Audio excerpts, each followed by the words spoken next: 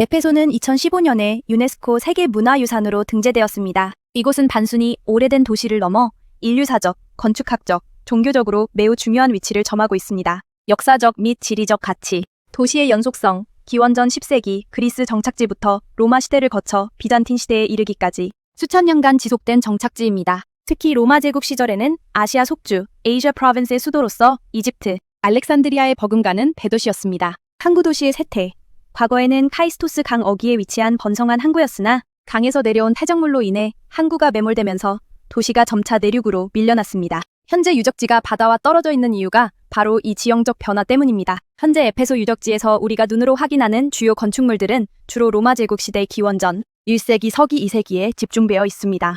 에페소는 수천 년의 역사를 지녔지만 도시의 물리적 풍경을 결정지은 황금기는 로마가 이 지역을 지배하며 아시아 속주의 수도로 삼았던 시기입니다. 1.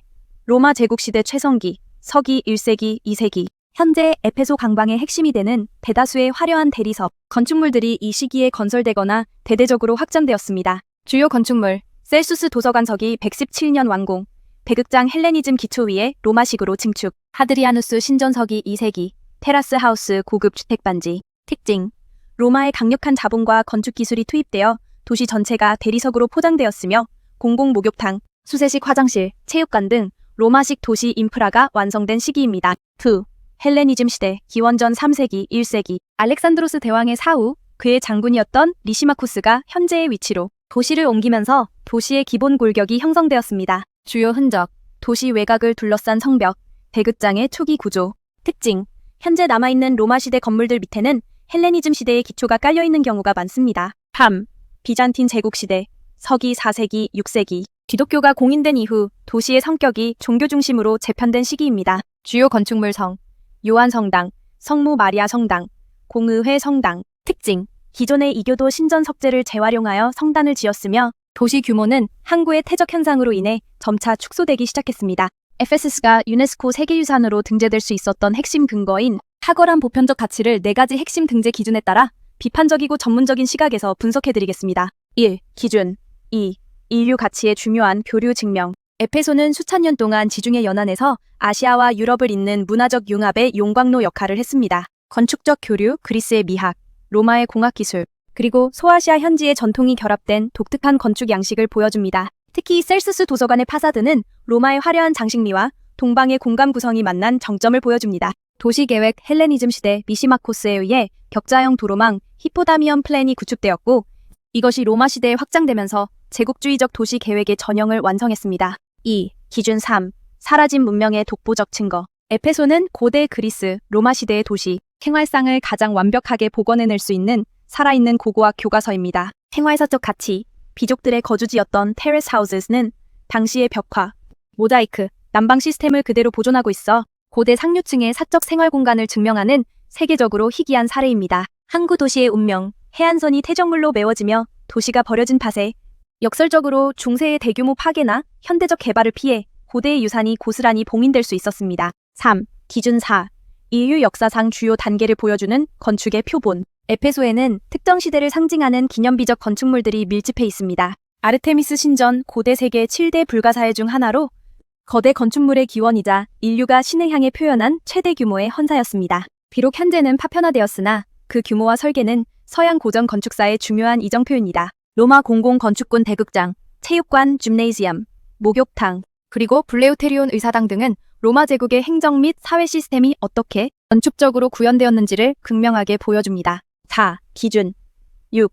신앙과 역사적 사건의 연관성. 에페소는 종교사적으로도 막강한 영향력을 발휘한 장소입니다. 기독교의 성지, 사도 바울의 전도 활동지이자 요한복음이 집필된 곳으로 추정되는 성 요한 성당, 그리고 431년 성모 마리아를 신의 어머니, 테오토코스로 선포한 에페소 공의회가 열린 성모 마리아 성당이 포함되어 있습니다. 이는 기독교의 기틀을 마련한 역사적 장소로서의 가치를 지닙니다. 에페소의 OUB를 평가할 때 우리가 경계해야 할 지점은 복원의 진정성, 어텐티시티 문제입니다. 재구성된 경관, 현재 우리가 감탄하는 셀수스 도서관이나 하드리아누스 신전의 모습은 사실상 1970년대 오스트리아 고고학 연구소 주도로 이루어진 아나스틸로시스 원래의 부재를 사용하여 재조립 기법의 결과물입니다. 선택적 보존.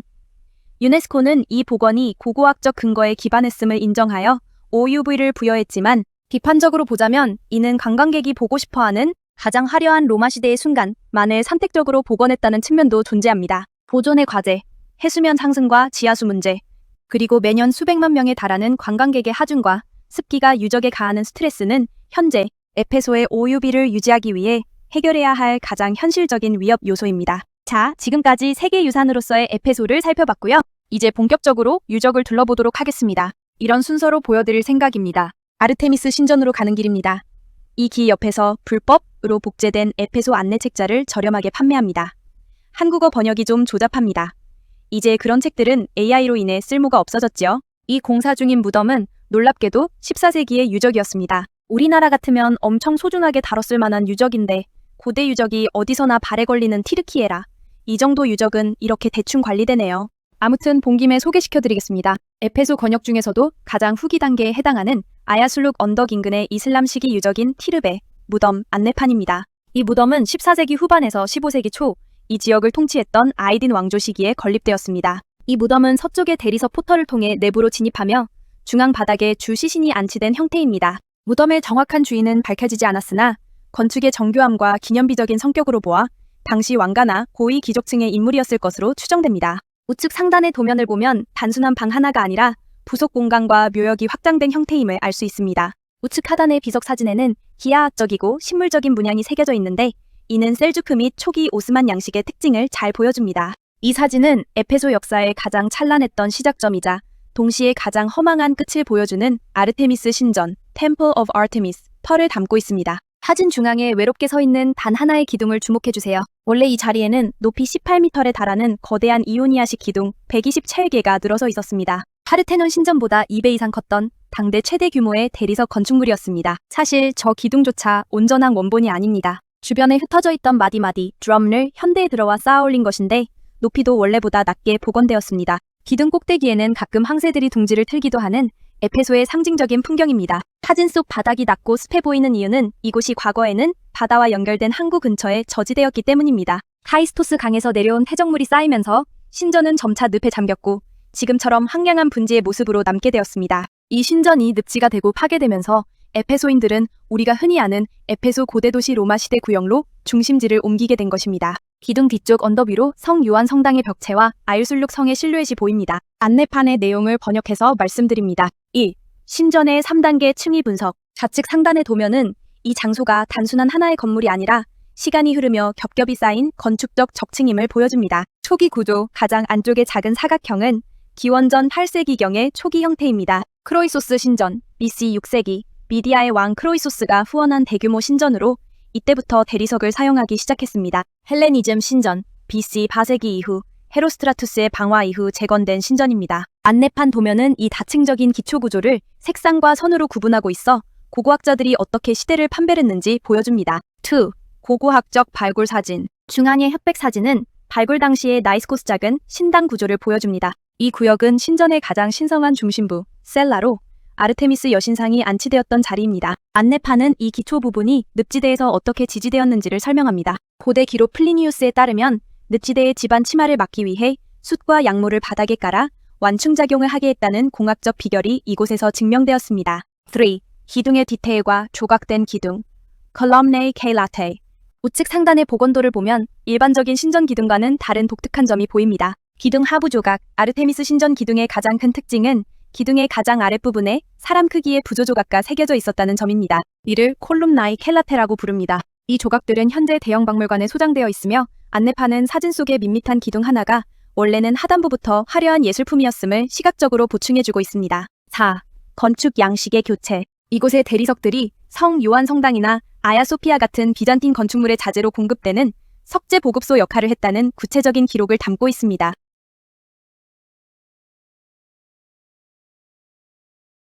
이 안내판은 에페소 유적지의 남쪽 입구 상부 입구 근처에서 만나게 되는 에페소 고대 도시 전체 복원도입니다. 사진 하단에서 상단으로 이어지는 메인 도로는 평지가 아니라 완만한 경사입니다. 로마인들은 이 경사를 이용해 상하수도 시스템을 자연스럽게 흐르도록 설계했습니다. 엠바토스와 쿠레테스 거리. 도면 중앙을 가로지르는 긴 선이 에페소의 핵심 축입니다. 상부 남쪽 구역시청, 브리타네온과 소극장, 오디언이 있는 행정 중심지입니다. 하부 북쪽 구역, 항구와 대극장, 상업 아고라가 있는 경제 중심지입니다. 안내판은 이 두 구역을 연결하는 쿠레테스 거리, 큐레테스 스트리트가 도시의 척추 역할을 하고 있음을 시각적으로 보여줍니다. 매표를 하고 들어갑니다. 2026년 현재 에페소 고대도시 통합 입장료는 95유로니까 15만 원 정도입니다. 비싸네요. 유적의 위치가 표시된 안내판입니다. 에페소 여행의 시작점인 magnesia 게이트 인근에서 촬영한 마일스톤즈입니다. 오늘날의 거리 이정표와 같습니다. 도시 간의 거리를 표시하여 군대와 상인이 효율적으로 이동할 수 있게 돕는 로마 도로망의 요소였습니다. 로마 공화정 시대에는 미리아 파숨이라는 단위를 썼습니다. 이는 1000걸음을 의미하며 오늘날 약 1.48km에 해당합니다. 헬레니즘 시기에는 스테이디아 185m를 쓰기도 했습니다. 사진 속 유물에서 가장 흥미로운 점은 로마의 이정표 위에 덧씌워진 붉은색 그리스어 비문입니다. 가운데 선명하게 보이는 오 이에수스 니카는 예수 그리스도가 승리하신다 라는 뜻입니다. 본래 이 돌은 로마 황제의 이름과 거리가 새겨진 세속적인 이정표였습니다. 그러나 기독교가 공인된 이후 비잔틴 시대 로마의 유산을 재활용하면서 그 위에 기독교적 승리 선언을 새겨 넣은 것입니다. 로마인들은 비문이 잘 보이도록 글자 홈에 붉은색 페인트를 채워 넣었습니다. 수천 년이 지난 지금까지 그 흔적이 남아있다는 점이 놀랍습니다. 안내판을 자세히 보시면 재미있는 사실이 나옵니다. 새로운 황제가 즉위할 때마다 새 돌을 깎는 것은 비용이 많이 들었기 때문에 기존의 마일스톤을 거꾸로 뒤집어서 새로운 내용을 새겨 재활용하곤 했습니다. 지도에서 13번에 해당하는 항구체육관, 하버 짐네이지엄과 그 부속시설인 베룰라누스 주랑, Halls of 베룰라누스를 설명하고 있습니다. 이곳은 에페소에서 가장 거대한 복합단지 중 하나로 전문가적 관점에서 핵심 수치와 건축적 특징을 분석해드리겠습니다. 1. 에페소. 최대 규모의 복합시설 전체 면적이 약 7만 제곱미터에 달하며 이는 당시 로마 제국 전체에서도 손꼽히는 거대 시설이었습니다. 이 단지는 단순한 체육관이 아니라 대규모 목욕탕, bath과 운동장, palestra,이 결합된 형태입니다. 안내판 왼쪽 도면에서 주황색으로 표시된 거대한 사각형이 바로 운동장 구역입니다. 베룰라누스 주랑 운동장을 둘러싸고 있는 3면의 회랑을 말합니다. 서기 2세기 하드리아누스 황제 시절 에페소의 대제관이었던 클라우디우스 베룰라누스가 대리석으로 화려하게 치장했기 때문에 그의 이름이 붙었습니다. 2. 고대 도시의 웰빙센터 기능. 고대 에페소인들은 이곳에서 달리기, 레슬링 등 운동을 한 뒤 바로 옆 목욕탕에서 땀을 씻어냈습니다. 중앙의 넓은 광장은 마치 현대의 공원처럼 나무가 심어져 있어 시민들의 휴식처 역할도 겸했습니다. 고고학적 증거 안내판 우측 하단의 청동상 사진을 주목해주세요. 이는 스트리즐이라는 도구로 몸의 땀과 먼지를 긁어내는 운동선수의 모습입니다. 이곳이 체육시설이었음을 상징하는 아주 유명한 조각상, 현재 비엔나 에페소 박물관 소장입니다. 3. 건축 시기와 파괴의 역사. 건립서기. 1세기 말 도미티아누스 황제 시대에 시작되어 2세기 초에 완공되었습니다. 개건서기 350년경 큰 지진으로 파괴되었으나 안내판 내용처럼 이후 다시 복구되었습니다. 이는 에페소가 비잔틴 시대 초기까지도 도시의 공공기능을 유지하려 노력했음을 보여줍니다. 안내판 뒤로 보이는 풍경을 보면 화려한 도심지도서관 등과 달리 자풀이 무성하고 황량한 것을 알 수 있습니다. 이곳은 고대 항구 바로 옆인 저지대입니다. 앞서 아르테미스 신전에서 보셨던 것처럼 항구가 메워지면서 이 거대한 체육관 단지도 습지와 늪으로 변했습니다. 항구 도로와 그 끝에 연결된 에페소 항구 구역입니다. 에페소 항구. The Harbor of Ephesus는 에페소의 경제적 번영을 이끌었던 핵심적인 물자 환적 거점이었습니다. 기원전 2세기경 페르가몬의 왕 아탈로스 후세에 의해 처음으로 인공적인 틀이 갖춰졌으며 오늘날 우리가 볼 수 있는 형태는 로마 제국 초기 건설 활동을 통해 완성되었습니다. 항구 만베이 주변에는 창고들이 늘어서 있었으며 항구에서 도시 안쪽으로 연결되는 3개의 거대한 기념비적 문이 있었습니다. 기원 후 3세기 이후부터 항구와 바다는 운하를 통해 연결되었습니다. 이 운하의 양옆은 무덤들로 둘러싸여 있었다는 특징이 있습니다. 현재는 퇴적작용으로 인해 바다가 멀어지면서 과거 항구였던 자리는 사진처럼 풀이 무성한 습지 형태를 띠고 있습니다. 항구도로, Arcadian Street, Harbor Street. 길게 뻗은 대리석 도로는 항구와 에페소 대극장을 연결하던 항구도로입니다. 해외에서 배를 타고 에페소에 도착한 방문객들이 도시로 들어올 때 가장 먼저 마주하게 되는 관문이었습니다. 도시의 위상을 과시하기 위해 매우 화려하게 꾸며졌습니다. 길 너비가 약 11m에 달하며 도로 양옆으로는 화려한 코린트식 기둥들이 세워진 회랑, 칼로네이드이 있었습니다. 역사적 기록에 따르면 이 도로는 로마 시대에 밤에도 횃불 등으로 불을 밝히던 몇 안 되는 가로등 시설을 갖춘 도로 중 하나였다고 알려져 있습니다.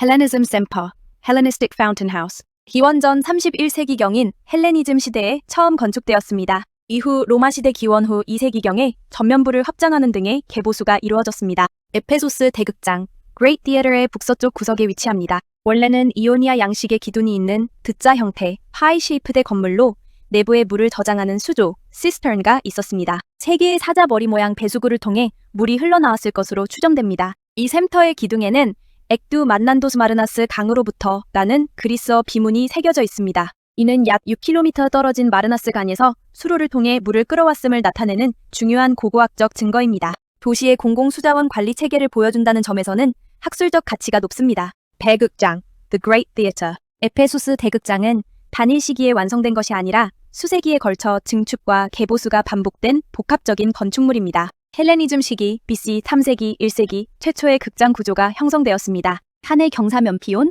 산을 이용해 좌석을 배치하는 전형적인 그리스식 극장의 형태를 띠고 있었습니다. 로마 제국 초기 AD 1세기 2세기 로마의 황제 도미티아누스 AD 81천 96와 트라이아누스 AD 98천 817 치세에 대규모 확장 공사가 이루어졌습니다. 이때 무대 건물이 2층에서 3층 높이의 화려한 파사드로 증축되었습니다. 후기 로마 및 비잔티움 AD 4세기, 7세기 로마 후기에는 연극뿐만 아니라 검투사 경기장으로도 사용되었습니다. 7세기 이전에는 도시 방어를 위한 비잔티움 성벽의 일부로 편입되기도 했습니다. 이 극장은 고대 세계에서 가장 큰 규모 중 하나로 꼽히며 최대 25천 명을 수용할 수 있는 규모를 자랑합니다. 관객석, 캐베아은 피온 사원 피온의 천연 경사면을 깎아 만들었으며 반원형보다 조금 더 넓은 말발굽 형태입니다. 세 구역으로 나뉘어 있으며 상단으로 갈수록 경사가 가팔라져 뒤쪽 관객도 무대를 잘 볼 수 있도록 설계되었습니다. 오케스트라는 무대와 객석 사이의 반원형 공간입니다. 초기에는 합창단이 공연하던 장소였으나 로마 시대로 넘어오면서 검투사 경기나 맹수 사냥 등 동적인 행사가 가능하도록 바닥 구조가 변경되었습니다. 무대 건물 스케인의 프런트는 안내판 중앙의 도면에서 주황색으로 표시된 부분입니다. 높이 18m에 달하는 3층 규모의 화려한 대리석 벽면이 서 있었으며 수많은 조각상과 기둥으로 장식되어 있었습니다.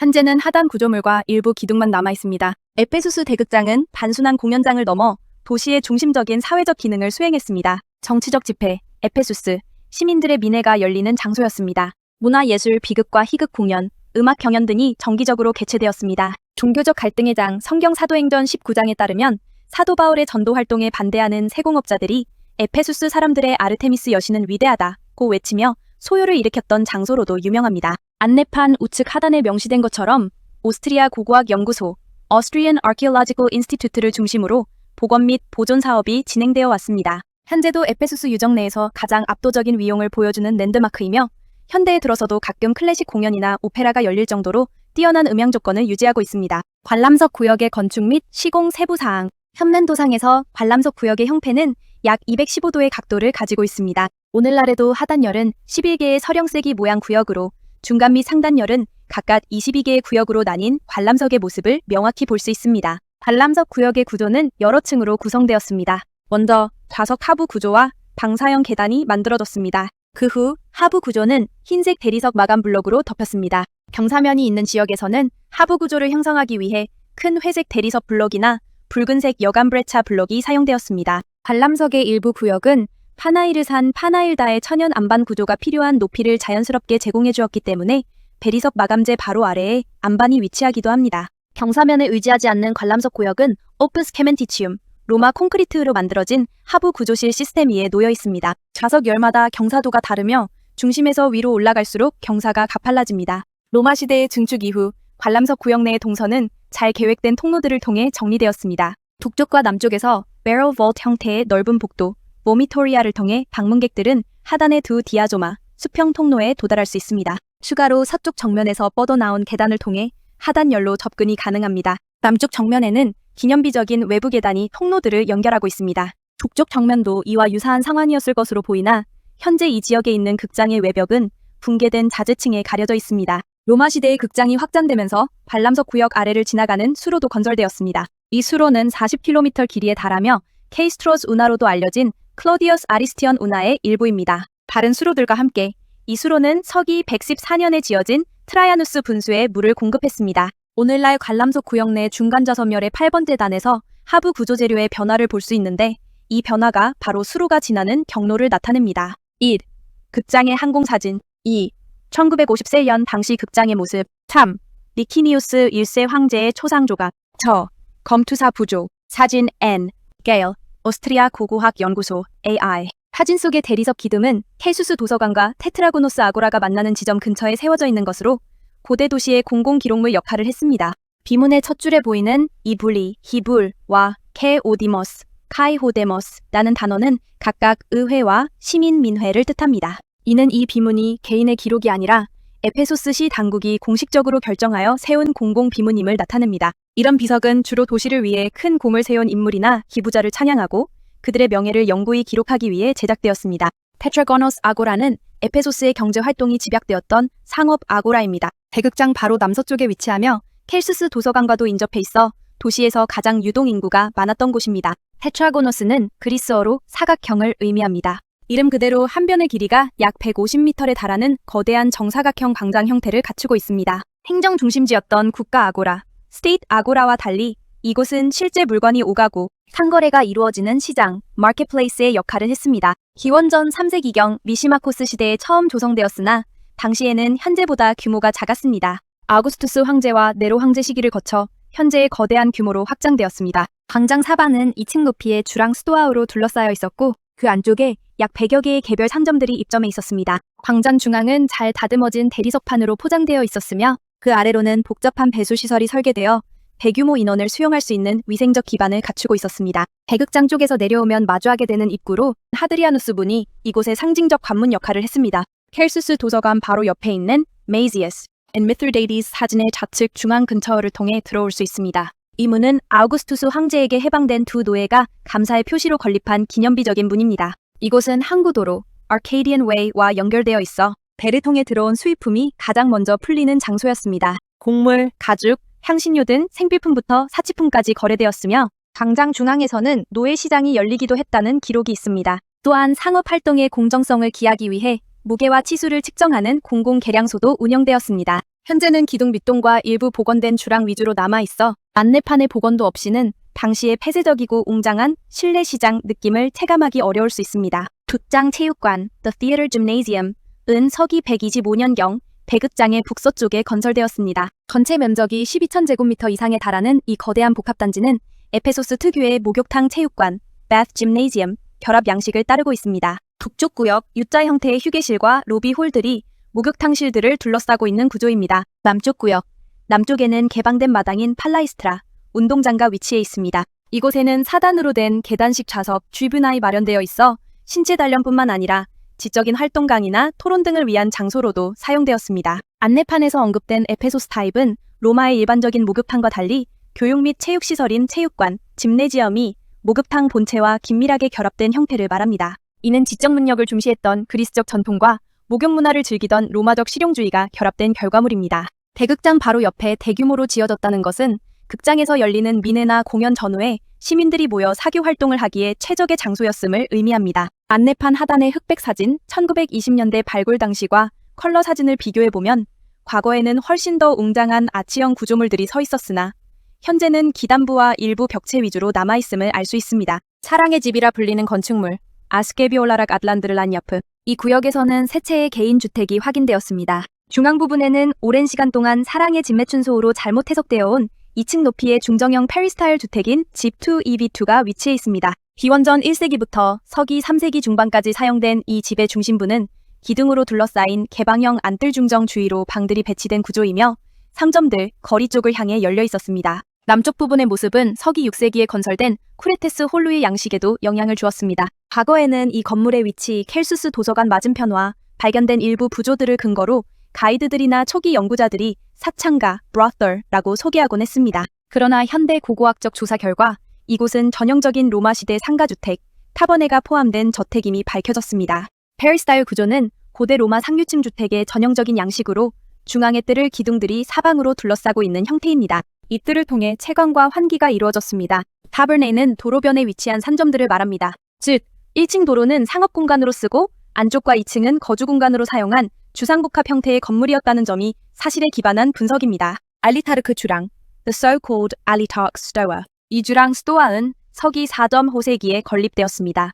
폭은 약 4.7m, 5.5m에 달하며 쿠레테스 거리를 따라 위치한 두 채의 테러스 하우스가 경계를 이루고 있습니다. 이 주라는 로마 제국 시대의 명예 기념물들 위에 세워졌으며 동쪽으로 갈수록 생기는 2.5m의 높이 차이를 계단을 통해 극복하도록 설계되었습니다. 주랑의 바닥 전면은 기하학적 문양, 식물 문양, 그리고 인물 문양이 정교하게 수놓아진 다채로운 모자이크로 덮여 있었습니다. 알리타르크는 고대 올림픽이나 지역 축제에서 질서를 유지하고 경기를 주관하던 관리직을 말합니다. 이 주라는 해당 관직에 있던 인물의 기부나 관여로 지어졌을 가능성이 커서 이런 이름이 붙었습니다. 안내판 중앙에 제시된 사진은 당시 바닥을 장식했던 실제 모자이크의 일부입니다. 연속된 아치형 기둥들이 거리를 따라 길게 늘어선 모습을 보여줍니다. 보행자들은 이 지붕 아래에서 비나 햇볕을 피하며 상점을 이용했을 것입니다. 오렌지색으로 표시된 벽면과 기둥 배치를 통해 쿠레테스 거리의 경사면을 따라 공간이 어떻게 구획되었는지 상세히 보여줍니다. 바리우스 목욕탕, various baths입니다. 도시의 상부 행정구역과 주요 도로인 쿠레테스 거리가 만나는 지점에 위치한 공공시설입니다. 기원전 2세기경 헬레니즘 시대에 처음 기초가 놓였으나 현재 남아있는 구조는 서기 2세기경 로마 제국 시대에 대대적으로 확장 및 개축된 것입니다. 에페소스의 부유한 시민이었던 퍼블리우스 베디어스 앤토니누스가 기부하여 지어진 것으로 알려져 있으며 그의 가문 이름인 바리우스를 따서 명칭이 붙었습니다. 바리우스 목욕탕은 전형적인 로마식 목욕탕의 공간 구성을 따르고 있습니다.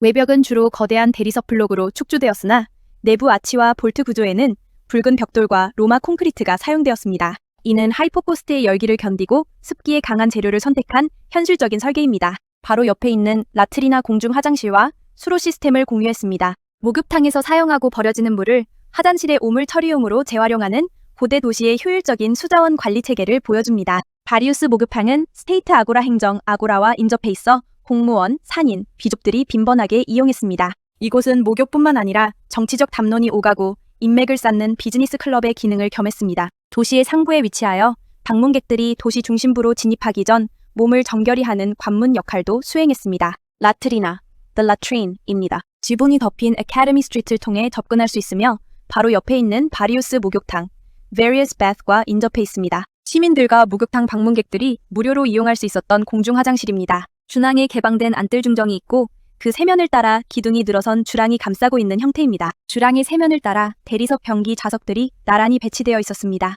좌석 아래로는 깊은 배수구가 있어 배설물을 씻어냈으며 좌석 앞쪽으로는 깨끗한 물이 흐르는 작은 수로가 있었습니다. 이용자들은 이 수로의 물을 이용해 세척용 스펀지, 자일로스펀지움을 적셔 몸을 닦았습니다. 고대 로마의 화장실은 오늘날과는 전혀 다른 사회적 공간이었습니다. 좌석 사이에 칸막이가 전혀 없습니다. 로마인들은 이곳에 나란히 앉아 용변을 보며 이웃과 뉴스, 정치, 비즈니스에 대해 담소를 나누었습니다. 한국의 직장인들도 흡연실에서 담배를 피우며 담소를 나누곤 하는데 비슷한 역할을 했던 것이겠죠. 옆에 목욕탕이 있어 그곳에서 나오는 온수가 배수구를 통해 흐르며 겨울철에는 화장실을 따뜻하게 유지해주는 효과도 있었습니다. 드디어 에페소스의 상징인 켈수스 도서관, The Celsus Library입니다. 서기 100년에서 110년 사이에 건립되었습니다. 아시아 속주의 집정관이었던 가이어스 율리어스 아킬라가 그의 아버지인 타이베리어스 율리우스 첼수스 폴레미아누스를 기리기 위해 세웠습니다. 이 건물은 단순히 지식의 저장소일 뿐만 아니라 켈수스의 묘실 위에 지어진 영웅묘역, 히로온의 성격을 동시에 갖습니다.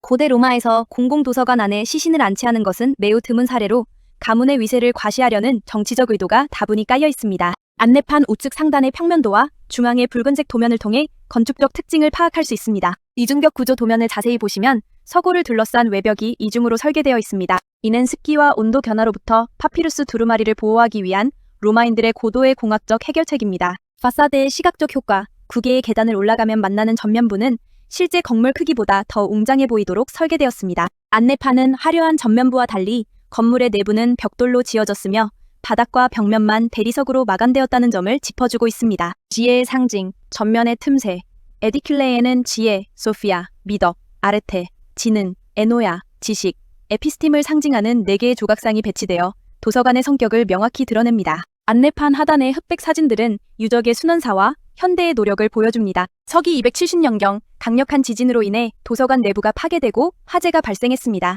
이후 오랫동안 폐허로 남았으며 고대 후기에는 무너진 전면부의 잔해들이 인근 분수의 뒷벽으로 재사용되기도 했습니다. 현재 우리가 보는 화려한 모습은 1970년부터 1978년 사이에 이루어진 복원 작업의 결과입니다. 앤턴 칼링거 프스카웨츠 재정지원과 오스트리아 고고학 연구소 AI의 기술이 결합되어 아나스틸로시스 기법으로 되살아났습니다. 도서관의 전면 기둥들을 보면 중앙으로 갈수록 간격이 좁아지고 기둥의 굵기가 미세하게 변합니다. 이는 멀리서 보았을 때 건물이 더 넓고 입체적으로 보이게 만드는 고도의 착시 기법이 적용된 것입니다. 화려한 겉모습에 비해 내부는 실용적인 벽돌 구조였다는 점은 로마 건축의 특징인 전시 행정적 미학을 잘 보여줍니다. 내부 서고는 지진과 화재로 인해 유실되어 현재는 텅 빈 공간만 남아있다는 점이 아쉽습니다. 안드로클로스 영웅묘역 The Hero of Androclos. 이 기념물은 에페소스의 신화적 설립자인 안드로클로스를 기리기 위해 기원전 1세기경에 건립된 것으로 추정됩니다. 도리스 양식의 정면을 가진 U자형 기단 위에 이오니아 양식으로 된 개방형 2층 구조가 세워진 형태였습니다. 기념물 앞쪽에는 수조가 있었는데 고대 후기 비잔틴 시대에 이 수조를 둘러싼 패널들이 개보수되면서 오랫동안 비잔틴 분수라는 이름으로 불리기도 했습니다. 안내판 하단의 사진들은 이 유적에서 발견된 중요한 부조들을 보여줍니다. 창을 들고 전차와 맞서는 전사의 모습이 새겨진 부조는 설립자 안드로클로스의 영웅적 면모를 상징합니다. 화환과 황소머리, 버크레니엄과 새겨진 프리즈 장식은 고대 신전이나 영웅 묘역에서 흔히 볼 수 있는 전형적인 장식 요소입니다. 안드로클로스는 아테네의 왕자로 신탑을 받아 에페소스를 세웠다는 전설적인 인물입니다. 로마 시대에 이르러 이 기념물을 세운 것은 도시의 오랜 역사와 정통성을 과시하려는 정치적 의도가 담겨 있습니다. 원래는 영웅을 기리는 묘역, 히로온으로 지어졌으나 로마 시대와 비잔틴 시대를 거치며 분수의 기능을 겸하게 된 것은 고대 도시 유적이 시대의 필요에 따라 어떻게 재활용되었는지를 보여주는 흥미로운 사례입니다. 옥타곤.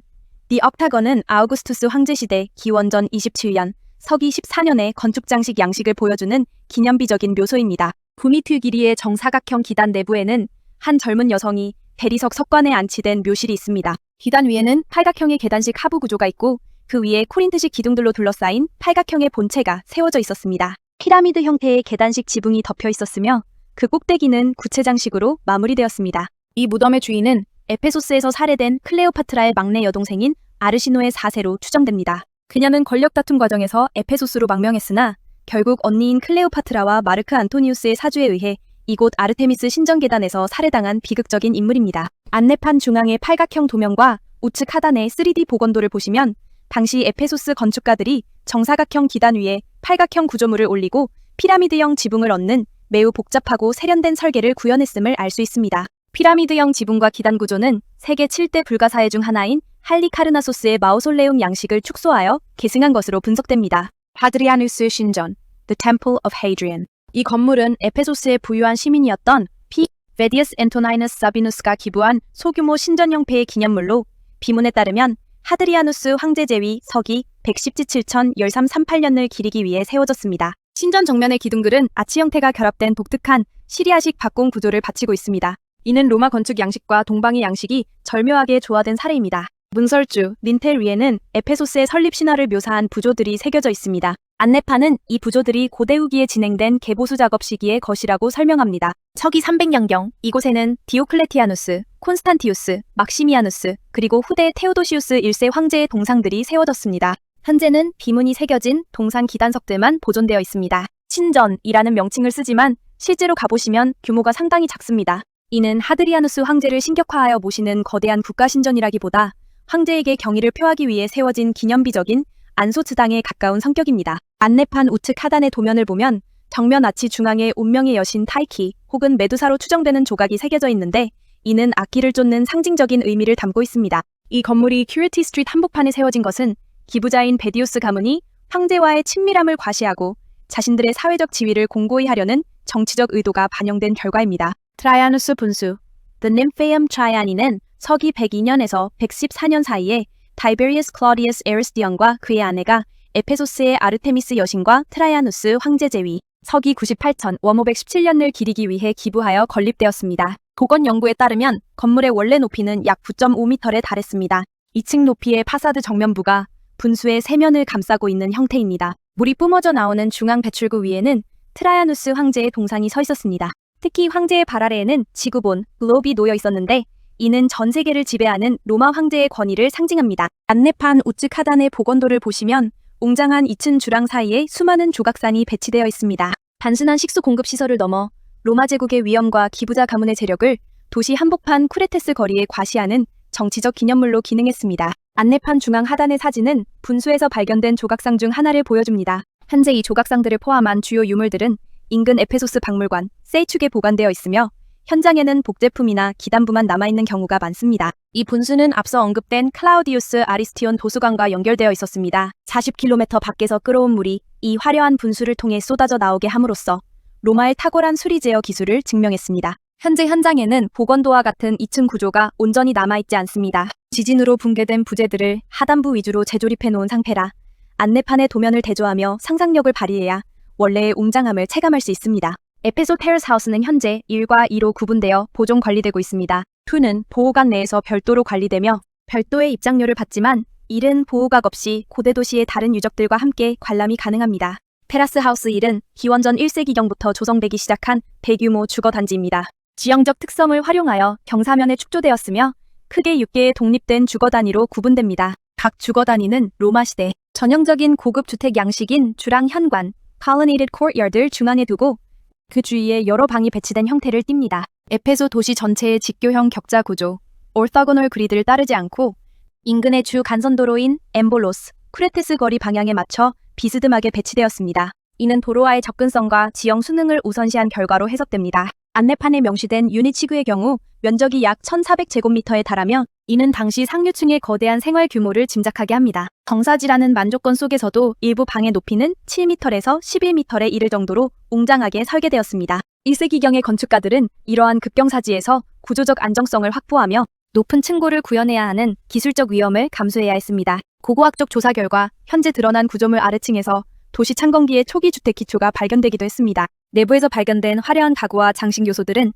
이곳의 거주자가 에페소의 도시 엘리트 계층이었음을 입증합니다. 방의 높이와 규모, 중앙 정원을 갖춘 평면, 구성대는 단순한 거주 공간을 넘어 사회적 지위를 과시하는 수단으로 기능했습니다. 보호각이 씌워진 테라스하우스 2와 비교했을 때 테라스하우스 1의 보존 상태는 상대적으로 불량합니다. 안내판은 그 이유를 다음과 같이 설명합니다. 테라스하우스 2는 기원 후 3세기에 발생한 급격한 사건 지진 등으로 매몰되어 내부 장식이 냉동된 것처럼 보존된 반면 테라스하우스 5는 후기 고대까지 사람들이 계속 거주하며 공간을 개조하고 사용했습니다. 장기간에 걸친 거주와 노천 노출로 인해 벽화나 모자이크 등 세부적인 인테리어 요소들이 테라스 하우스 2에 비해 훨씬 많이 소실되었습니다. 결론적으로 테라스하우스 2는 에페소 상류층 주거 문화의 변천사를 보여주는 중요한 유적이지만 역사적 사용 기간의 차이로 인해 현재는 건축적 골조와 평면 구조를 확인하는데 더 적합한 훼손된 상태라고 말씀드릴 수 있습니다. 보호각의 유무로 훼손도를 파악할 수 있게 한다는 거 생각해보면 장점도 있고 반점도 있는 것 같습니다. 테라스 하우스2는 약 4,000제곱미터의 큰 면적을 차지합니다. 가장 낮은 지점과 높은 지점의 높이 차이가 27.5m에 달합니다. 이는 층수로 환산하면 약 9층, 10층 높이에 해당하며 로마 건축가들이 이 급경사지를 3개의 거대한 계단식 테라스로 분절하여 대규모 주거단지를 구축했음을 보여줍니다. 테라스하우스인과 마찬가지로 에페소의 격자형 도로망과 일치하지 않는 배치를 보입니다. 이는 도시 계획 이전에 이미 존재했던 지형적 제약과 초기 정착지의 흔적이 후대 확장기에도 강력한 제약 요인으로 작용했음을 시사합니다. 안내판에 따르면 이곳은 기원전 7세기, 6세기 아르카익 시대부터 거주가 시작되었으나 현재의 화려한 모습은 크게 4단계의 주요 변화를 거쳤습니다. 헬레니즘기, 기원전 250년경 본격적인 테라스 축조가 시작되었습니다. 2. 로마 제정 초기, 기원 후 1세기 중반, 최초의 대규모 인슐라, 공동주택 형태가 완성되었습니다. 해고 조기, 기원 후 2세기 말, 가장 화려한 장식과 구조가 도입된 시기입니다. 특히 유네포는 작은 궁전이라 불릴 만큼 압도적인 규모와 화려함을 자랑합니다. 셰테 및 전용 6세기, 7세기 도시 엘리트들이 떠난 자리에 방앗간, 대장간 등 수공업 작업장이 들어서며 주거지로서의 기능이 산업적으로 변질되었습니다. 테라스하우스2가 고급 주거지로 분류되는 핵심 근거는 내부에 도입된 당시 최첨단 인프라에 있습니다. 일부 방에는 바닥 난방 시스템인 하이프커스트가 설치되어 있었습니다. 이는 단순히 거주 편의를 넘어 거주자의 막대한 경제력을 상징합니다. 납파이프와 점토관을 이용한 정교한 배수망과 수조, 분수시설이 완비되어 있었습니다. 이는 현대의 아파트와 비교해도 손색없는 수준의 도시 설비가 2000년 전 개인 저택에 구현되었음을 뜻합니다. 테라스하우스2가 일보다 훨씬 완벽한 상태로 발견된 이유는 기원 후 3세기에 발생한 일련의 강력한 지진 덕분입니다. 지진으로 인해 건물이 붕괴하면서 화려한 모자이크와 프레스코 벽화가 흙과 잔해 속에 급격히 파묻혔습니다. 이 갑작스러운 매몰이 외부 공기와 자외선으로부터 유적을 차단하는 보호막 역할을 했습니다. 고고학적으로는 축복에 가까운 보존 상태이나 역사적 맥락에서 보면 이는 로마 제국 번영의 정점에서 맞이한 갑작스러운 재앙과 도시 상류층의 몰락을 단면적으로 보여주는 증거이기도 합니다. 현재 우리가 보는 보호각 쉘터는 이러한 취약한 프레스코와 모자이크를 보존하기 위한 필수적인 조치입니다. 안내판에 제시된 도면을 보면 각 주거 단위가 중앙 정원, 페리 스타일을 중심으로 얼마나 밀도 높게 설계되었는지 알 수 있습니다. 이곳은 단순한 집이 아니라 로마 제국의 부가 집중되었던 에페소의 사회적 역량이 집결된 수직적 도시 건축의 정점이라 분석할 수 있습니다. 이 안내판은 테라스 하우스 2가 도시의 주요 간선도로인 쿠레테스 거리와 어떻게 상호작용했는지를 명확히 보여줍니다. 주거단지의 북쪽 전면부 쿠레테스 거리와 접합면에는 일련의 타버나 로마식 상점들이 배치되어 있었습니다. 이는 상류층 주거지가 단순히 고립된 공간이 아니라 도시의 경제활동과 밀접하게 결합된 구조였음을 의미합니다. 거대한 인슐라 주거블럭은 두 개의 좁은 골목길에 의해 세 개의 테라스 구역으로 나뉘었습니다. 이는 대규모 부지 내에서 한디와 채광, 그리고 각 주거 단위로의 접근성을 확보하기 위한 고도의 건축적 설계였습니다. 앞서 테라스하우스 1이 6개의 유닛이었던 것과 달리 도면을 통해 테라스하우스 2는 7개의 독립된 주거 단위로 구성되어 있음이 확인됩니다. 조면상에서 가장 넓은 면적을 차지하는 오투르마 비리미 이듬 유닛 6은 이 단지 내에서도 가장 권위 있는 공간이었습니다. 유닛 6 내부에는 뮤즈의 방이라 불리는 화려한 공간이 존재하며 안내판 하단 사진에 제시된 것과 같은 정교한 프리즈 장식들이 발견되었습니다. 특히 31번 방에서 발견된 극장의 프리즈는 이 집 주인들의 예술적 취향과 경제적 수준을 단적으로 보여줍니다. 지상층이 주로 일상적인 거주와 서비스 공간이었다면 위층은 주로 리셉션 접객과 연애를 위한 공간으로 할당되었습니다. 이는 경사지 건축의 단점인 계단 이동의 불편함을 오히려 조망의 이점으로 승화시킨 결과입니다. 가장 높은 층에서 에페소 시내를 내려다보며 연애를 즐겼을 로마 엘리트들의 생활상을 추론할 수 있습니다. 안내판 하단에는 테라스 하우스 2의 흥망성쇠를 보여주는 구체적인 연대표가 제시되어 있습니다. 건축 단계 1단계 기원 후 1세기경 초기 로마 제정기 2단계 3단계 기원 후 100년 200년 사이 대규모 확장 및 화려한 장식 도입 4단계 기원 후 200년경 정점기 기원 후 270년경에 발생한 지진으로 인해 이 화려한 주거단지는 사실상 종말을 맞이했습니다.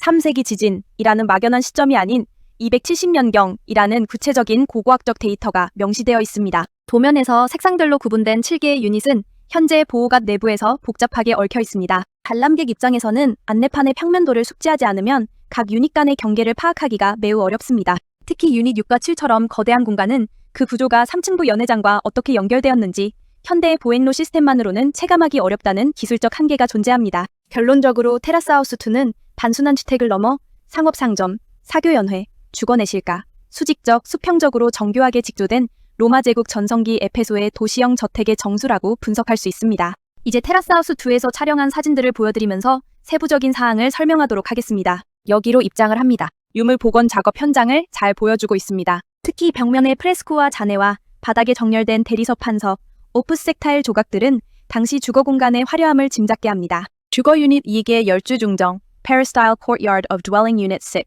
원래 이 중정은 4곱하기4 형태의 기둥총 12개 또는 16개 추정으로 둘러싸인 구조였으며 최소 2층 높이로 설계되었습니다. 북쪽과 서쪽에는 큰 방들이 배치되어 있고 남쪽과 동쪽에는 상대적으로 작은 방들이 연결되어 있습니다. 중정 바닥과 벽면은 화려한 대리석 판석, 오프스색 타일과 대리석 파일로 마감되어 있었습니다. 안내판 하단의 흑백 사진은 발굴 당시의 모습, 1980년대 추정을 보여주며 지진 등으로 인해 무너져 내린 부재들이 현장에 가득했던 상황을 설명하고 있습니다. 주거 유닛 추구의 개인 욕장, The Private Bath in Dwelling Unit 6.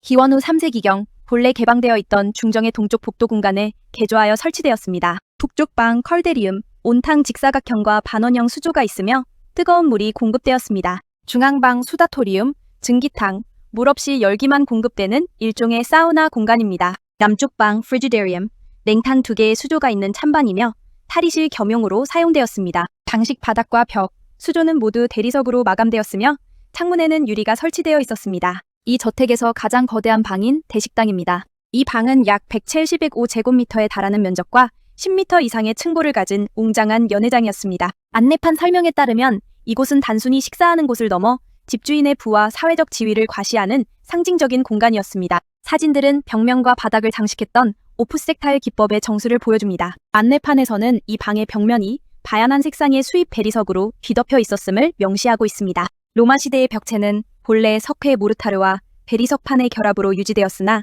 현재는 접착력이 상실되어 외적 지지 구조 없이는 자립이 불가능한 상태입니다. 안내판이 설명하는 완벽한 로마 저택의 이미지와 달리 실제 현장 사진은 복원 장비와 보강 구조물이 유물과 뒤섞여 있습니다. 이는 유적을 완성된 작품으로 보여줄 것인지 보존의 과정으로 보여줄 것인지에 대한 고고학적 딜레마를 여실히 보여주는 대목입니다. 이 안내판은 테라스하우스 2에서 가장 규모가 크고 화려한 주거 유닛 6, Dwelling Unit 6의 전체적인 구조와 소유주에 대한 정보를 담고 있습니다. 450순례배에 달하는 면적이라고 합니다. 소유주와 신분 가이우스 플라비우스 푸리우스 앞투스 플라비우스 퓨리우스 앞투스. 안내판 우측 하단 사진의 비문 인스크립션을 통해 이 집의 주인이 누구인지 밝혀졌습니다. 그는 기원후 2세기경 에페소스의 고위직 관리이자 사제였던 인물입니다. 로마 시대에 이 정도 규모의 저택을 소유했다는 것은 그가 단순히 부유한 상인이 아니라 도시의 정치와 종교를 장악했던 최상위 엘리트였음을 의미합니다. 저택의 화려함은 개인의 취향을 넘어 가문의 권위를 공고히 하기 위한 정치적 도구였습니다. 중앙의 평면도를 보면 이 저택이 일반적인 집이 아니라 도시 속의 궁전, Urban Palace이라 불리는 이유를 알 수 있습니다. 주요 공간 대식당, Marble Hall, 30일 연회와 사교를 위한 중심 공간, 바실리카, 8. 공적인 업무나 접견을 위한 장소, 욕장, Private Bath, 3세기에 증축된 개인용 목욕시설. 평면도를 보면 주거를 위한 방보다 연회와 업무를 위한 공적 공간의 비중이 비정상적으로 높습니다. 이는 사생활 보호보다는 타인에게 보여주기 위한 전시용 건축물로서의 성격이 강했음을 보여줍니다. 이 저택은 기원후 2세기의 최전성기를 누렸으나 262년 발생한 대지진으로 인해 파괴되었습니다. 안내판은 이 파괴 이후 일부 구역만 재사용되었음을 명시합니다. 현재 우리가 보는 화려한 대리석 파편과 벽화들은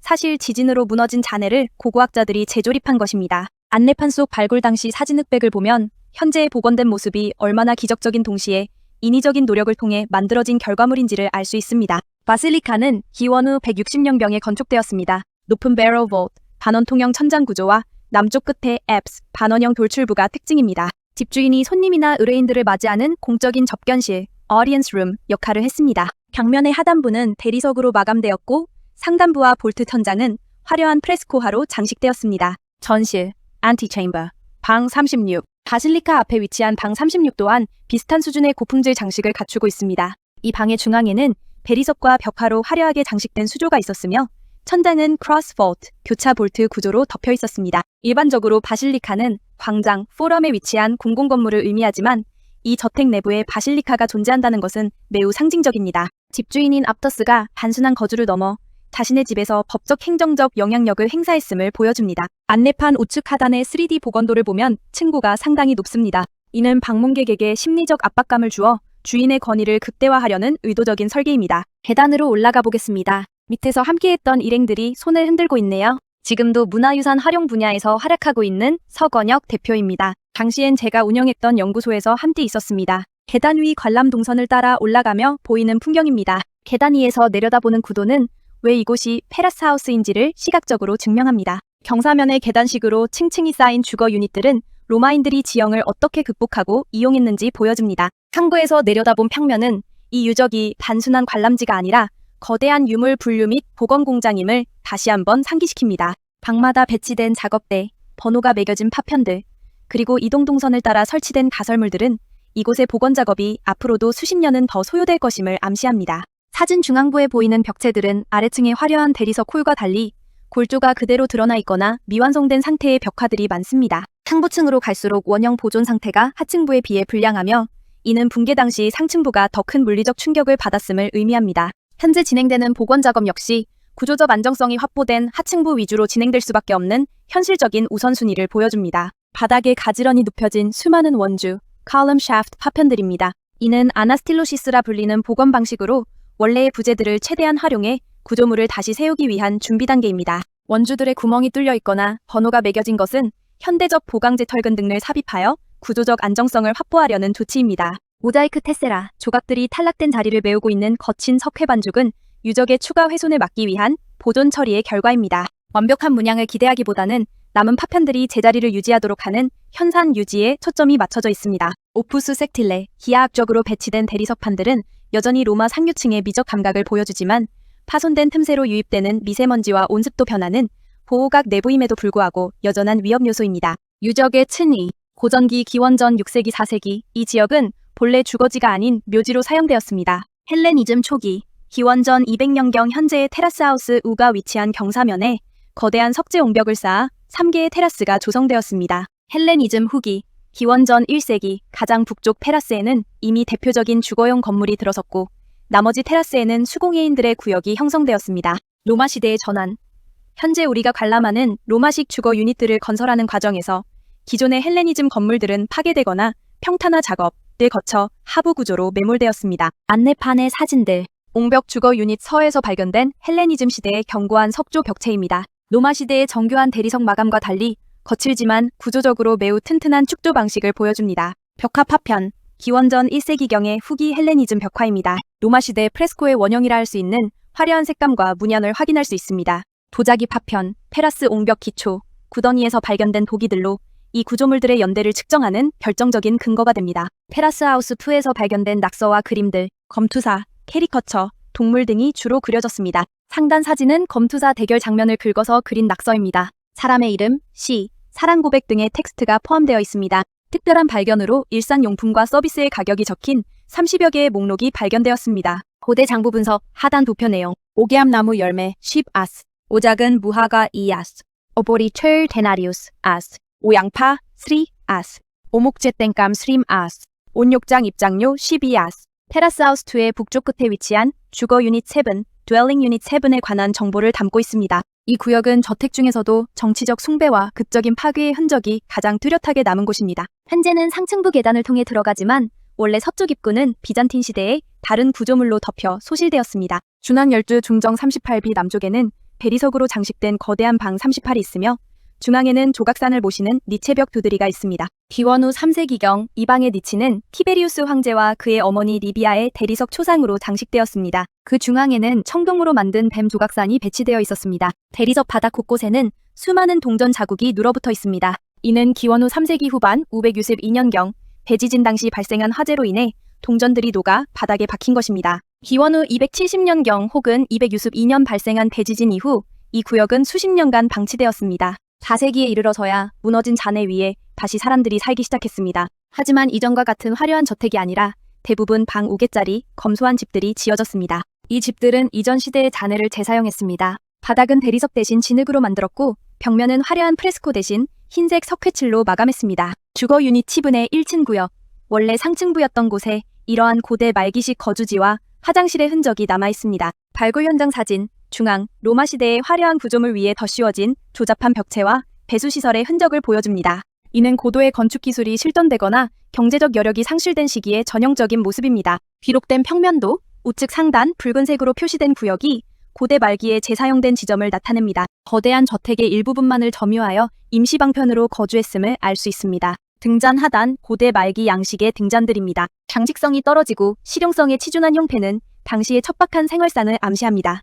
테라스 하우스 2를 감싸고 있는 거대한 현대적 보호 구조물, 즉 에페소스를 위한 지붕, Roof for Ephesus 프로젝트에 대한 정보를 담고 있습니다. 테라스 하우스 2의 보존과 전시를 위한 보호각, 쉘터 건설은 세계 문화유산 보존에 대한 기여이자 의무입니다. 오스트리아 학술원, 오스트리아 고고학 연구소, AI, 에페소스의 친구들 협회가 프로젝트를 주도했습니다. 100년 넘게 이어온 오스트리아의 터키 내 학술조사 전통과 터키 문화관광부의 협력을 통해 이루어졌습니다. 방문객을 위한 내부 관람 경로는 터키 문화관광부에 의해 건설되었습니다. 사진들은 1999년 7월경 대규모 크레인과 강철 프레임이 유적 위로 설치되는 과정을 보여줍니다. 유적의 경사를 따라 계단식으로 설계된 현대적 지붕은 비와 자외선을 차단하면서도 자연 환기가 가능하도록 설계되었습니다. 주거 유닛 3&5의 보존 전략 분석. 유닛 3은 상대적으로 보존 상태가 양호한 프레스코화와 모자이크 바닥을 포함하고 있습니다. 안내판은 이 공간의 미세 기후가 외부 변화로부터 얼마나 민감하게 반응하는지를 설명하며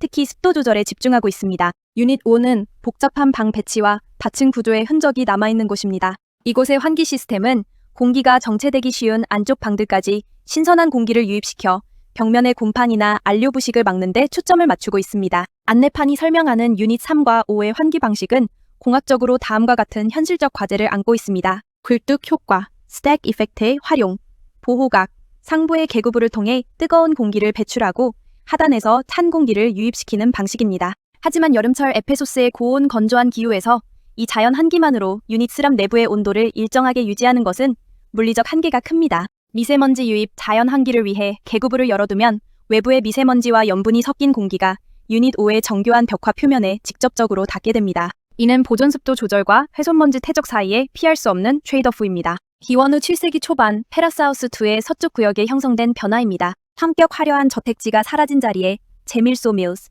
보자기 공방, 배장간, 석재 가공소 등이 들어선 수공의 단지로 변모했습니다. 흔적 로마 시대 저택 잔해를 뚫고 설치된 수로와 맷돌들이 발견되었습니다. 입지적 이유, 항구 근처 비잔틴 도시에 생필품을 공급하는 중요한 시설이었으나 소음과 화재 위험 때문에 성벽 외곽 테라스 하우스 구역에 배치되었습니다. 비잔틴인들은 로마 시대의 정교한 석재들을 부수어 공장의 벽을 쌓거나 맷돌의 재료로 썼을 가능성이 큽니다. 테라스 하우스 2는 서부 터키에서 로마 제국 시대 모자이크 바닥이 가장 광범위하게 보존된 유적입니다. 기원후 1세기, 3세기 전반에 대부분의 모자이크가 제작되었습니다. 대다수는 작고 검은 돌과 흰 돌을 사용한 흑백 기아 패턴으로, 이는 당시 이탈리아 본토의 모자이크 예술과 밀접한 관련이 있음을 보여줍니다. 상대적으로 드문 다색 인물 모자이크는 주로 주거 유닛 우트리톤과 네레이드 모자이크와 주거 유닛 3 디오니소스, 메두사, 사자 모자이크에서 발견됩니다. 상단 사진은 주거 유닛 3의 디오니소스 모자이크 청소 및 복원 작업을 보여줍니다. 우측 하단의 큰 사진은 주거 유닛 1의 C구역에서 발견된 정교한 기하학 문양의 모자이크입니다. 중앙의 흑백 사진은 2층에서 추락한 모자이크 잔해를 보여주는데, 이는 지진 당시의 충격을 시각화합니다. 거리 입구 SR27C 근처에 4개의 기둥으로 둘러싸인 중정 SR27을 통해 유틸리티 룸 작업 및 서비스 공간으로 연결됩니다. 화장실은 3면에 벤치 형태의 좌석이 마련되어 있었으며 오물은 하부의 수로를 통해 배출되는 구조였습니다. 벽면의 프레스코와 위에는 많은 낙서가 발견되었는데, 그 중에는 이 집의 주인으로 추정되는 가이우스 비비우스 살루타리스, 비비어스 살루타리스의 이름이 언급되어 있습니다. 나중에 큰 열주 중정 SR2023에서 접근 가능한 주반이 SR27 구역에 설치되었습니다. 이곳에는 오븐과 배수관 시설이 현재까지도 양호한 상태로 남아있습니다. 주거 유닛 2는 기원 후 3세기 대지진으로 파괴되기 전까지 초기 로마 제국기의 평면 구조를 유지했습니다. 서쪽 입구는 작은 중정 SR27으로 연결되는데, 이 구역은 기원 후 7세기 초 비잔틴 시대의 맷돌 시설로 덮여버렸습니다. 주요 방들은 거대한 중앙 열주 중정 페리스타일 코트야드 SR223을 중심으로 배치되어 있습니다. 중정 남쪽에는 화려한 벽면과 바닥 장식을 갖춘 최고급 접견실 GWD 있어 손님을 맞이하는 용도로 사용되었습니다. 토가 입은 인물상 SR18에서 발견된 대리석 소상으로 로마 시민의 정체성을 보여줍니다. 테라코타 향로, 띠미아테리언, 이집트의 신 세라피스의 흉상이 장식된 향로입니다. 주거 유닛 1의 현재 모습은 기원 후 3세기의 마지막 장식 단계를 반영하고 있습니다. 개인 욕장 SR3, 북동쪽 구역에 위치하며 욕조, 배스터브와 바닥 난방 시스템, 하이포커스트를 갖추고 있습니다. 이는 테라스 하우스 전체에서도 매우 독특하고 고급스러운 시설입니다. 연극의 방, Theater Room, SR6, 매우 높은 품질의 벽화로 장식되어 있습니다. 벽화 중앙부에는 실물 크기의 하인 인물상과 연극 장면들이 묘사되어 있으며 북쪽 벽 상단에는 신화적인 장면이 보존되어 있습니다. 1967년 당시 연극의 방 SR6과 중정 SR2의 발굴 현장 사진이 포함되어 있습니다. 세베루스 왕조 시데카, AD U30의 도자기 SR5부의 방에서 발견된 유물들로 저택의 마지막 거주 시기를 추정하는 근거가 됩니다. 유닛 2는 테라스 하우스 단지의 하단부에 위치합니다. 지진 당시 상층부 유닛 37가 무너져 내리면서 발생한 엄청난 양의 파편과 토사가 이곳으로 쏟아졌습니다. 격체 하단부에 보이는 서로 다른 재질의 석재들은 원래의 벽이라기보다 붕괴 후 흘러내린 잔해들이 굳어버린 층위일 가능성이 큽니다. 유닛 1의 벽들은 단순한 칸막이가 아니라 상층 테라스를 지탱하는 옹벽 역할을 겸했습니다. 로마 건축가들은 상고의 압력을 견디기 위해 벽의 두께를 아래로 갈수록 두껍게 설계했습니다. 드디어 보호관 내에 있는 테라스 하우스 2를 다 봤네요. 쿠레테스 거리부터 다시 출발해볼까요? 고대 명칭이 엠볼로스인 쿠레테스 거리는 에페소스의 두 지역 사이의 계곡을 가로지르는 도로입니다. 과거 제례의 길, Processional Way이었던 이 길은 헬레니즘, 로마 시대 도시의 직교형 도로망을 따르지 않고 독특한 방향으로 뻗어 있습니다. 총 길이 210m의 주요 대로로 초기 로마 제국 시대의 화려한 주랑과 베리석 포장으로 조성되었습니다. 폭 10.8m, 10m의 도로 아래에는 하수관로가 흐르고 있었습니다. 주랑 뒤편으로는 깊이 3.5m의 상점, 타버네이들이 줄지어 있었으며 이곳에서 상인, 잔인, 여관 주인들이 물건과 서비스를 제공했습니다. 거리의 각 기둥 앞에는 베리석이나 청동 조각산을 바치던 비문이 새겨진 받침대들이 놓여 있었습니다. 이 비문들은 도시의 공로자와 후원자들의 선행을 기리는 내용을 담고 있습니다. 경사가 가파른 이 거리고도 차이 약 20m는 고대 후기에 건설된 헤라클레스 문, 게이트에 의해 차량 통행이 금지되었습니다. 이 거리에 대한 유지 및 수리 작업은 서기 6세기 혹은 7세기까지 계속되었습니다. 안내판의 지도 및 탕문도는 거리의 배치와 주변 건물들과의 위치 관계를 보여줍니다. 흑백 사진은 과거 발굴 당시의 모습과 유적의 전경을 담고 있습니다. 보건도항공 사진은 대리석으로 포장된 도로와 남아있는 기둥들의 현재 모습을 보여줍니다. 히드레이온, 하이드레이온은 분수시설입니다. 큐리티 스트리트와 테레스 하우스 스트리트가 교차하는 지점의 좁은 구역에 자리 잡고 있습니다. 길쭉한 직사각형 형태의 수조가 있으며 그 뒤쪽으로는 조각상들이 세워졌던 반원형 리치가 배치되어 있습니다. 비문에 따르면 T. 플레이비어스 미안더가 설립자로 기록되어 있으며 건립 시기는 세베루스 왕조 시대 서기 200년경로 추정됩니다. 고대 후기에 이르러서는 히드레이온 전면에 사두 정식, 페트라크스, 로마 사분 통치기 제왕들 조각상들이 세워지기도 했습니다. 지도 에페소스 내에서 히드레이온의 정확한 위치를 표시합니다. 흑백 사진 발굴 당시의 현장 모습과 유적의 세부 상태를 보여줍니다. 도면 반원형 리치와 수조가 결합된 분수대의 원래 건축 구조를 복원한 인면도입니다. 멤미우스 기념비, The Memmius Monument. 멤미우스 기념비는 기원전 50년에서 30년 사이에 도시 내에서도 특히 눈에 띄는 장소에 세워졌습니다. 이 건물은 로마의 독재관 술라의 손자인 가이어스 메미어스를 기리기 위한 영예로운 기념비입니다. 복원안에 따르면 이 기념비는 하단부 위에 원뿔형 지붕을 얹은 타워 형태의 구조물이었을 것으로 추정됩니다. 상층부 기둥들 사이에는 이 기념비의 주인공인 멤미우스의 미덕을 묘사한 부조들이 새겨져 있었습니다. 현재 유적지 현장에는 완전한 복원물 대신 현대적인 입체파 양식의 건축적 콜라주 형태로 일부가 재구성되어 있습니다. 상단 지도 기념비가 위치한 지점을 표시합니다. 평면도 건물의 기초 바닥면 구조를 보여줍니다. 복원도 원뿔형 지붕과 기둥, 부조가 배치된 원래의 웅장한 모습을 추정한 그림입니다. 발굴 사진, 과거 발굴 당시의 현장 전경과 발견된 부조 조각의 상세 모습을 보여줍니다. 제례의 길, Processional Way. 고대 에페소스에서는 도시의 수호신인 아르테미스를 기리기 위해 매년 축제가 열렸습니다. 며칠 동안 이어지는 이 축제 기간에는 운동 경기와 음악 경연뿐만 아니라 화려한 희생제사 의식도 거행되었습니다. 행렬은 성벽 밖에 위치한 아르테미스 신전에서 시작되었습니다. 행렬은 magnesia 게이트를 통해 도시로 들어와 스테이트 아고라를 지나 큐에티즈 스트리트를 통과했습니다. 이후 배극장에 도착한 행렬은 극장 거리를 따라 이동했습니다. 행렬은 경기장과 체육관 사이의 길을 통해 도시를 빠져나간 뒤 다시 아르테미스 신전으로 돌아가며 마무리되었습니다. 로도스식 중정과 프리타네온, The Rhodian Peristyle and the Prytaneum. 스테이트 아고라의 서쪽 끝에 위치한 이 구역은 고대 도시 에페소스의 행정 중심지였습니다.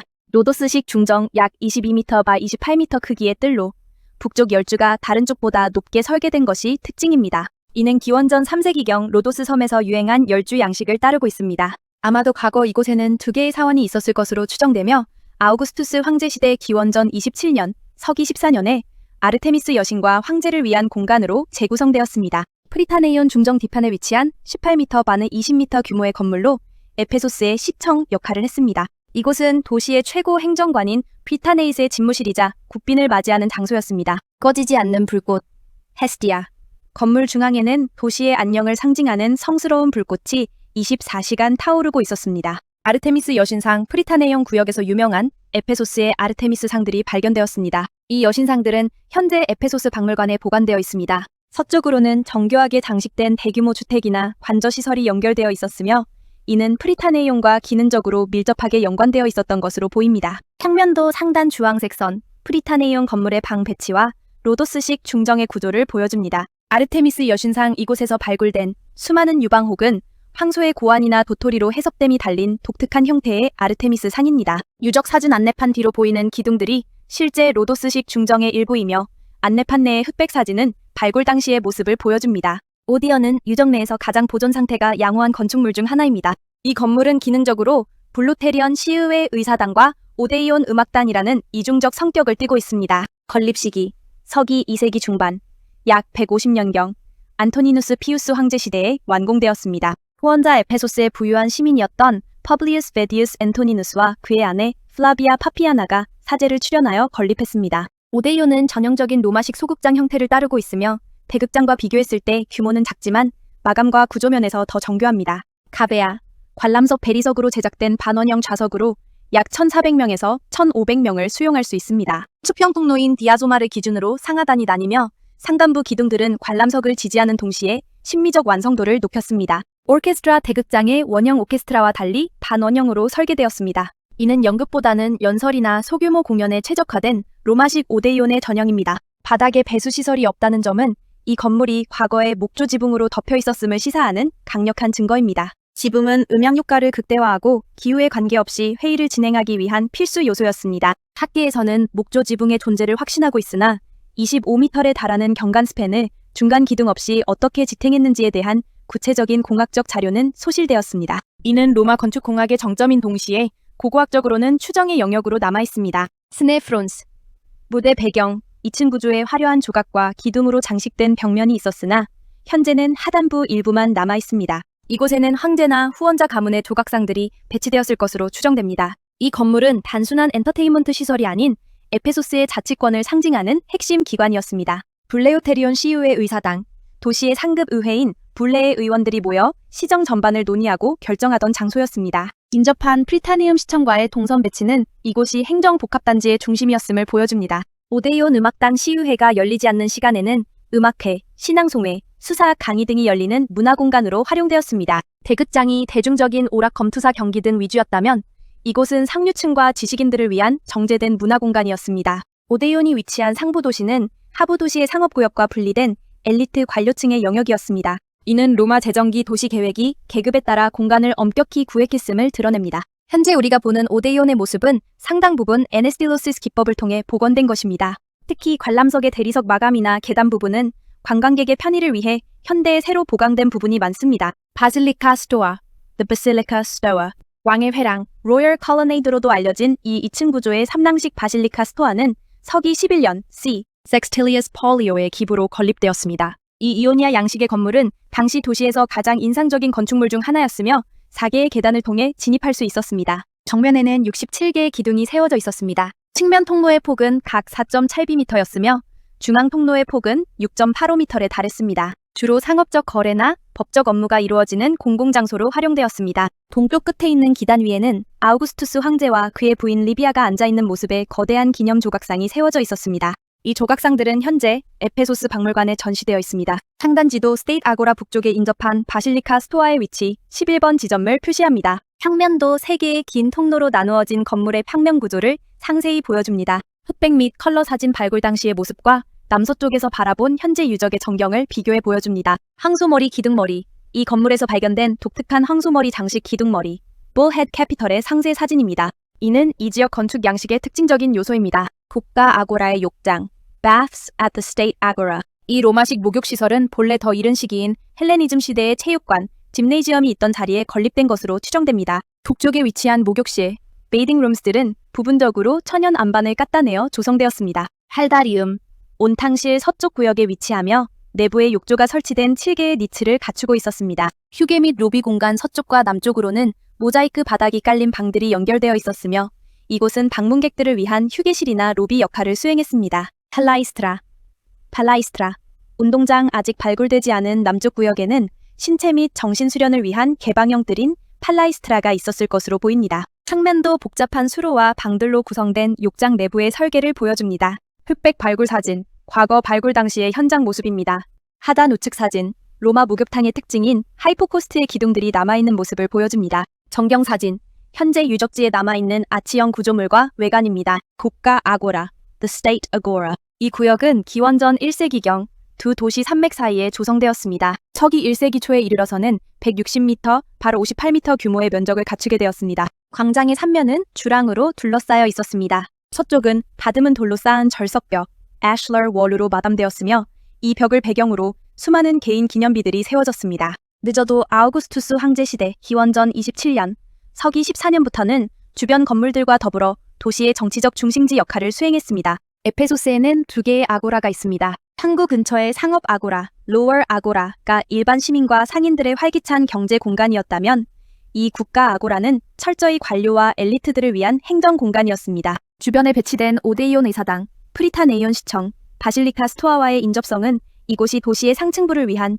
권력의 핵심부였음을 입증합니다. 헬레니즘 시대의 흔적 위에 아우구스투스 시대의 로마식 건축 양식이 덧입혀진 과정은 에페소스가 로마 제국의 아시아 속주 수도로서 어떻게 정치적으로 재편되었는지를 극명하게 보여줍니다.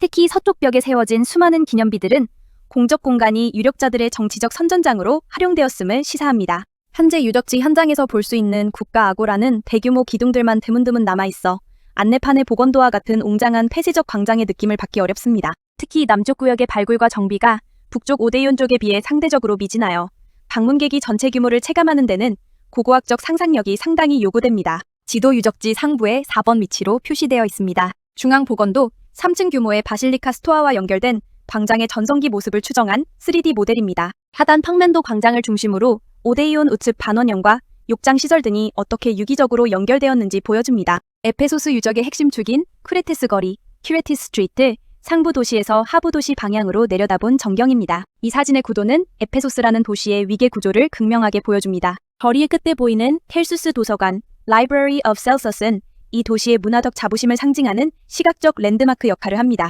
사진을 찍은 지점은 행정 중심지 국가 아고라, 오데이온입니다.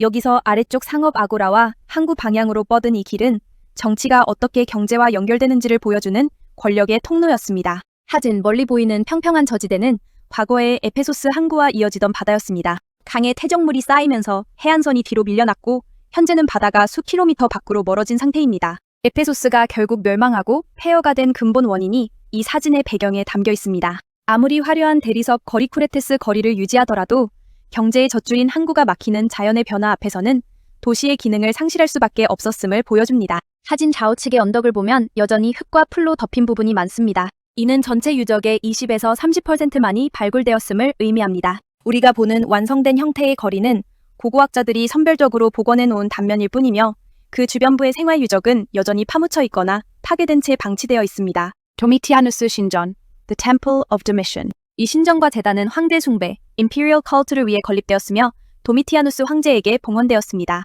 그러나 그가 사망한 후 그의 이름이 모든 공적 기록에서 삭제되는 기록 말살형, 뎀나시오 메모리에이 내려지면서 이 신전은 황제 개인이 아닌 플라비우스 가문 전체에 봉헌된 것으로 재지정되었습니다. 24m 바 34m 크기의 6단 기단 substructure 위에 세워졌으며 8바 13개의 기둥이 배치된 구조였습니다. 거대한 부벽, 버트리스로 지지되는 테라스 위에 건설되어 도시 어디에서도 시각적으로 부각되도록 설계되었습니다. 기독교가 공인되고 세력을 확장한 이후 신전은 기초 부분까지 철저히 해체되었습니다. 오늘날에는 거의 형태를 찾아볼 수 없을 정도로 파괴된 상태입니다. 이 신전은 에페소스가 아시아 속주에서 최초로 네오코로 신전 수호도시라는 명예로운 지위를 얻게 해준 상징적 자산입니다. 하지만 도미티아누스의 폭정으로 인한 기록말살형은 문화재의 정체성을 즉각적으로 변질시켰습니다. 신전 전면에 세워졌을 거대 황제 조각상 우측 하단 사진이 파괴되어 머리 부분만 남은 것은 정치 권력의 변화가 건축물의 생명력과 역사적 가치에 얼마나 치명적인 영향을 미치는지를 보여주는 냉혹한 사례입니다. 경사진 계곡 지형을 극복하기 위해 대규모 부벽 시스템을 도입하여 테라스를 구축한 점은 로마 토목공학의 정수를 보여줍니다.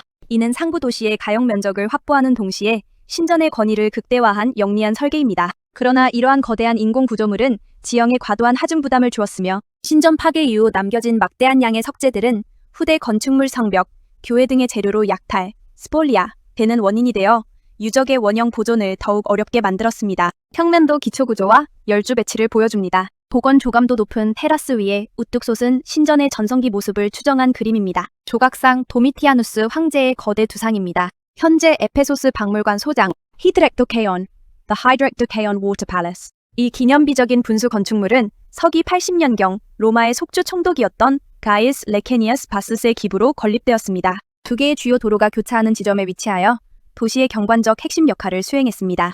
홍봉 고제곱미터에 달하는 거대한 직사각형 수조를 중심으로 설계되었습니다. 수조의 3면은 2층, 3층 높이의 화려한 에디큘러, 소신전 모양의 벽면 장식, 외벽으로 둘러싸여 있었습니다. 나머지 한 면에는 물을 깃는 용도의 낮은 수조가 배치되었습니다. 다채로운 건축 양식과 조각상 사이로 물이 흐르도록 설계되어 시각적 화려함과 물의 역동성을 동시에 보여주는 분수였습니다. 평면도 수조의 레이아웃과 벽체 배치를 보여줍니다. 복원 인면도 3층 규모의 화려한 분수대 정면 모습을 추정한 도면입니다. 유물 사진 현장에서 발견된 코린트식 기둥머리와 조각상의 파편들입니다. 금성문 박물관 The Inscriptions Museum은 도미티아누스 신전의 아치형 지하 구조물에 조성되어 있습니다. 3탄점이 넘는 완전하거나 파손된 상태의 비문들이 보존되어 있습니다. 보존된 유물 중 특히 교육적 가치가 높은 약 60여 점의 핵심 표본들을 선정하여 전시하고 있습니다. 주요 비문 종류, 오신성 모독자에 대한 사형 선고문, 오헬레니즘 시대의 시민권 부여 기록, 오로마 황제의 서신, 오항실 및 도시 귀족들을 위한 명예 비문,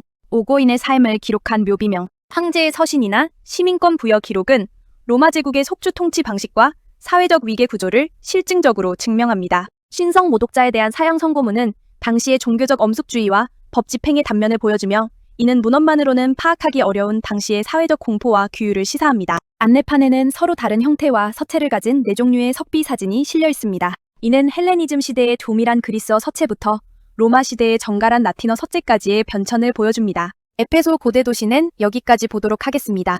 함께 해주신 여러분, 감사합니다.